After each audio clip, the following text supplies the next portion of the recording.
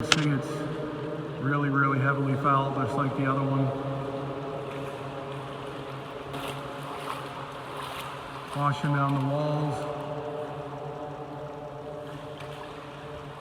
Sediment's not bad at all. They cleaned it all up yesterday, so thank God about that. And off we go. Time to clean a 2.5 million gallon tank. Stay tuned, wait till you see what it looks like later. And here's a great shot of how we apply a product. As you can see, he started about 5 minutes ago. And look how clean it is already. Got the lighting, got the jib crane, and it's doing a great job of cleaning everything. And they're hosing as we go. As you can see, it went from literally night to day, black to white. It's super clean.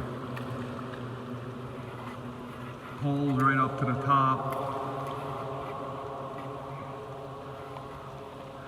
The entire tank.